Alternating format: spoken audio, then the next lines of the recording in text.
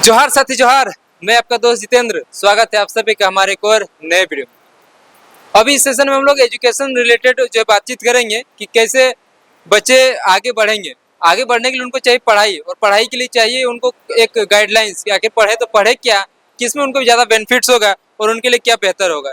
ये डिसाइड करने में भी कई सारे बच्चों को थोड़ा बहुत परेशानी झेलनी पड़ती है। उनके लिए कई सारे काउंसलर गाइडेंस करते हैं। वैसे ही बीच हमारे धीमंत एजुकेशन है, उनके जगेश्वर जी हैं। सबसे पहले जोहार और स्वागत करते हैं हमारे चैनल। जोहार, आपका भी जोहार।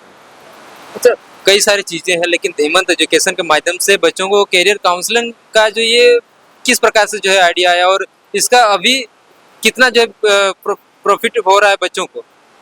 एक्चुअली सच में बताऊं तो अपने पीछे जा कर के थोड़ा सा बताना चाहूँगा आपको कि इसका आइडिया मुझे खुद भी नहीं था। आज से 15 साल 20 साल पहले मुझे खुद भी नहीं पता था कि करियर काउंसलिंग होती क्या है। मैं सुनता था बट मुझे लगता था कि ये कुछ अलग लेवल के बच्चों का चीज़ है। मुझे लगता था ये मेरे लिए नहीं है, मुझे समझ में नहीं आएगा। बट अब जब मैं इस प्रोफेशन में हूँ तो मुझे लगता है कि इस फील्ड में जब मैं आ गया तो मैं देख रहा हूँ बच्चों को बहुत ही ज़्यादा ज़रूरत है काउंसलिंग्स की। और काउंसलिंग की ज़रूरत क्यों पड़ती है, काउंसलिंग क्यों होना चाहिए, इस चीज़ से बहुत पेरेंट्स और बहुत बच्चे भी भागते हैं। बट आज का जो फेयर हुआ हमारा, थोड़ा सा आपका क्वेश्चन सेट के मैं बोलना चाहूँगा कि आज का जो फेयर हमारा हुआ, इसमें जो पेरेंट्स आए थे, जो बच्चे आए थे और जो टीचर्स जो आए इसमें शामिल हुए इस एजुकेशन फेयर में, और जो कॉलेजेस यहाँ पर आए इस गोमिया जैसे जगह में, तो सबसे पहले आपके चैनल के माध्यम से मैं उनका बहुत शुक्रिया अदा करना चाहूँगा। और जो बच्चे हैं उनको मेरा बेस्ट ऑफ लक है, ऑल द बेस्ट बोलना चाहूँगा बच्चों को कि अपने जीवन में बहुत अच्छा मुकाम हासिल करें। और यहाँ पर वो आएँ तो उनको बहुत ही अच्छी जानकारियाँ मिली होंगी, मैं ऐसा उम्मीद करता हूँ। जो हम लोगों ने प्रोग्राम रखा था, से हमने बात करी, हाँ, आपने भी बात की होगी बच्चों से, आपको भी रिव्यूज़ दिए होंगे बच्चों ने। तो ऐसे प्लेटफॉर्म जो है हर बच्चे को मिलना चाहिए। मुझे लगता है कि काउंसलिंग हर बच्चे का एक राइट होना चाहिए कि मुझे काउंसलिंग मिलना चाहिए।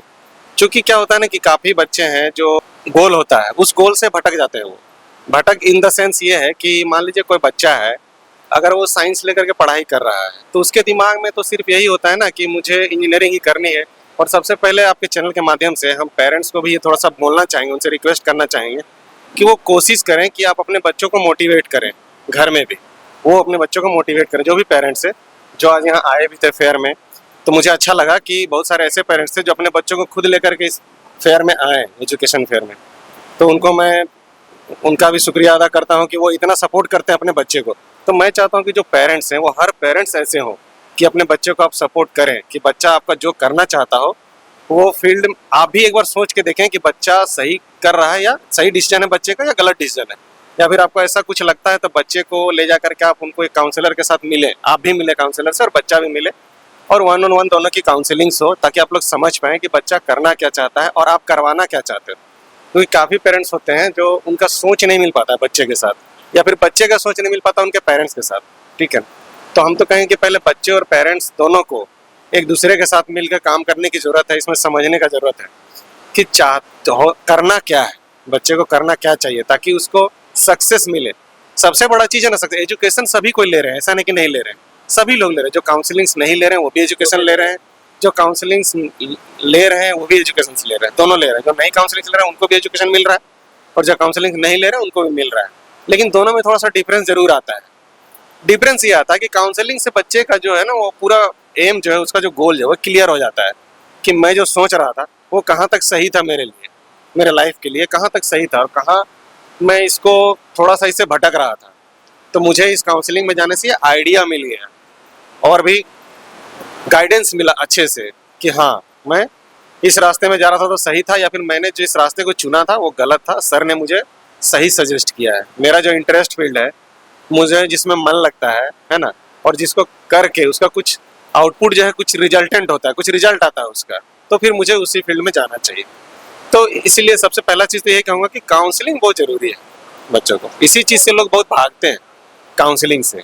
ठीक है, उनको लगता है कि काउंसलर्स के पास जाएंगे तो वो टारगेट लेगा हमारा एडमिशन्स का, कहीं ना कहीं एडमिशन करा देगा किसी ना किसी कॉलेज में। बट अभी तक मैं जितने दिनों से काम कर रहा हूँ इस फील्ड में, 8 से 10 साल हो गए मुझे धीमंत एजुकेशन। 8-10 साल हो चुके हैं? बिल्कुल बिल्कुल 8-10 साल हो चुके हैं। मैं बता रहा हूँ आपके चैनल के माध्यम से 8-10 साल हो चुके हैं मुझे इस फील्ड में। मुझे ऐसे भी पेरेंट्स मिलते हैं जो घर में बैठा के इतना आदर सत्कार देते हैं और बच्चे से मिलवाते हैं और हमसे बातचीत करते हैं और बहुत खुश होते हैं। बहुत खुश होते हैं कि सर आज के ज़माने में आपके जैसे भी लोग हैं जो निस्वार्थ भाव से बच्चों को गाइड कर रहे हैं और उनको एक अच्छा रास्ता दिखा रहे हैं। तो ये चीज़ें हैं। इतने दिनों से आपने काम करी, बच्चों के बीच में अपना जो गाइडेंस उनको देने का जो काम किए हैं, तो अभी अपने आप को कहाँ पर पाते हैं कि आपका जो धीमंत एजुकेशन किस लेवल तक पहुंचा है और बच्चे का जो बिलीव है वो कितना जो हो पा रहा है, उनको सेटिस्फेक्शन कितना मिल पा रहा है काउंसलिंग? काफ़ी अभी जिस जगह पे हम लोग फेयर कर रहे हैं, यहाँ पे जो पेरेंट्स आए थे और जो बच्चे आए थे, उनमें से कुछ ऐसे पेरेंट्स भी आए थे जिनके बच्चों को हमने गाइड किया है और उनके बच्चे पहले गाइड किया है और अच्छे इंस्टीट्यूशन में उनके बच्चे पढ़ रहे हैं और वो सेटिस्फाइड भी हैं। और इस फेयर में बस वो फेयर अटेंड करने के लिए आए थे, जबकि उनके बच्चे ऑलरेडी पढ़ रहे हैं, गाइडेंस हमने दिया है और वो पढ़ रहे हैं, अच्छे इंस्टीट्यूशन में पढ़ाई कर रहे हैं और उनके पेरेंट्स यहाँ पर आए हुए थे फेयर में।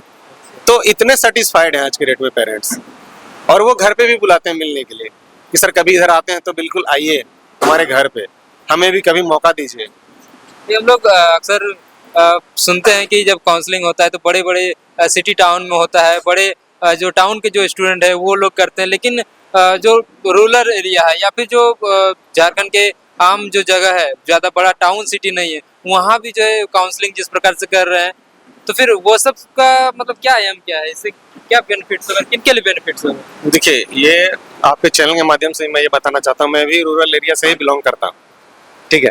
इसलिए मुझे लगता है कि रूरल एरियाज में मतलब काफ़ी जो भी कंसल्टेंसीज हैं वो आपको मेनली टाउनशिप्स में ही मिलेंगी, ठीक है। बहुत कम लोग हैं ऐसे इंटीरियर एरियाज में बच्चों को गाइड करने के लिए, और यहाँ पे क्या है, बच्चों को ज़्यादा एक्सपोजर नहीं मिल पाता है, उनके पास ज़्यादा ऑप्शंस नहीं होता है, कुछ लिमिटेड ऑप्शंस उनके पास इस तरह का होता है कि जैसे वो किसी अपने अंकल से कुछ गाइडेंस ले लिए, उनके अंकल किसी अच्छे जगह प्लेस्ड हैं, किसी अच्छे पोजीशन पे हैं, तो उनसे थोड़ा गाइडेंस ले लिए, उनसे थोड़ा पूछ लिए कि अंकल क्या करना चाहिए मुझे, या अपने सर से जिन सर से वो ट्यूशन पढ़ रहे हैं या स्कूल में पढ़ रहे हैं उनसे पूछ लिए।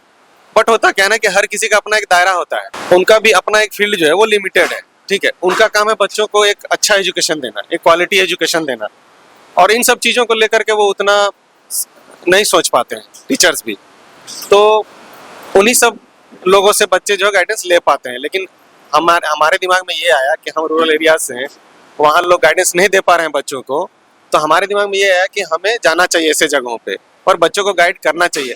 अभी हम लोग इस फील्ड में वर्क कर रहे हैं, हम बहुत जगह जाते हैं जिन बच्चों का एम होता है कि हमें जो है सर इंजीनियरिंग करनी है और बीटेक करनी है, इंजीनियरिंग करनी है, बट उनको ये नहीं पता होता है ना कि हम इंजीनियरिंग के लिए अगर किसी सरकारी कॉलेज को देख रहे हैं या किसी प्राइवेट कॉलेज को देख रहे हैं, तो उसके लिए मुझे जी मेंस एक एग्ज़ाम है, एंट्रेंस एग्ज़ाम है, वो पूरे पैन इंडिया में होता है वो, तो वो उस एग्ज़ाम के बारे में बच्चों को नहीं पता है कि जी मेंस के थ्रू हम जा सकते हैं, किसी भी इंजीनियरिंग कॉलेज में एडमिशन ले सकते हैं, तो मुझे जी मेंस का एग्ज़ाम देना चाहिए, वो एंट्रेंस एग्ज़ाम देना चाहिए, फेस करना चाहिए, नहीं पता होता है। बट हम बात करते हैं तो वो बोलते हैं कि सर हमको बीटेक करना है और कंप्यूटर साइंस इंजीनियरिंग ही करना है, लेकिन उनको पता नहीं होता कि कैसे जाएंगे, वो रास्ता नहीं पता है बच्चे को कि कैसे हम वहाँ तक जाएंगे। तो इन सारी चीज़ों को देखते हुए हम लोगों ने सोचा कि हम उस जगह तक पहुँचेंगे और वहाँ के बच्चों को ये मौका देंगे जानने का और समझने का कि अगर आप इंजीनियरिंग करना चाहते हैं तो आपको कहाँ से शुरुआत करना है, कौन सा स्टेप लेना, पहला स्टेप क्या होगा आपका। इस चीज़ों पे हम लोग काम कर रहे हैं। आखिर में बच्चों को क्या सजेशन देना चाहेंगे अपने टीम की तरफ से? हम अपनी टीम की तरफ से बच्चों को यही सजेस्ट करते हैं कि एक तो आप पढ़ाई करो, पढ़ाई के अलावा आपके पास कोई दूसरा विकल्प होना भी नहीं चाहिए और है भी नहीं, क्योंकि आज के दौर में आप देख रहे हो कि बच्चे घूमना फिरना काफ़ी पसंद करते हैं, सोशल मीडिया में काफ़ी इंगेज रहते हैं। पेरेंट्स को उनको लगता है कि पेरेंट्स को कुछ आता नहीं है, हम मॉडर्न एज में जी रहे हैं, लेकिन मुझे लगता है कि आपका जो समय है वो पढ़ाई के लिए है और पेरेंट्स का जो समय है वो आपका केयरिंग करने के लिए है ना, आपके ऊपर इन्वेस्ट करने के लिए है। तो वो आपके ऊपर इन्वेस्ट कर सकते हैं, बट पढ़ाई आपको ही करनी है। तो मेरा ये सजेशन होगा कि आप मन लगाकर पढ़ाई करें, ठीक है, अपने करियर के बारे में सोचें, और आपको जो करना है, आप जिस फील्ड में एजुकेशन लेना चाहते हैं और उसमें सक्सेस पाना चाहते हैं, उसके लिए आप पेरेंट्स से बैठकर जरूर बात करें, क्योंकि पेरेंट्स ही आपके पहले टीचर हैं। पेरेंट्स जो है आपके पहले टीचर हैं। आप पेरेंट्स से पहले सीखे ABCD, A फॉर एप्पल, उसके बाद ही आपका स्कूल में एडमिशन हुआ था कहीं भी। इसलिए आप पेरेंट्स से बिल्कुल खुल के बात करें अपने करियर के बारे में।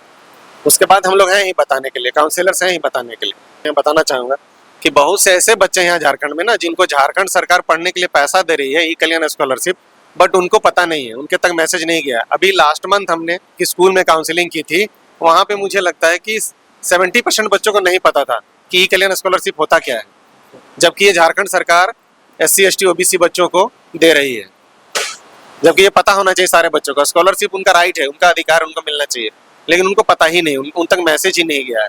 और अभी जो झारखंड सरकार का स्कीम है गुरुजी स्टूडेंट क्रेडिट कार्ड, वो भी काफी बच्चों को नहीं पता है, काफी बच्चों को इससे अनजान है बच्चे बिल्कुल। मतलब जो भी लाभ मिल रहा है बच्चों के लिए, स्पेशली उनको जरूरत है जानने की। सकता है फिनेंशियल सपोर्ट जो गवर्नमेंट से मिल सकता है, वो भी नहीं पता बच्चों को।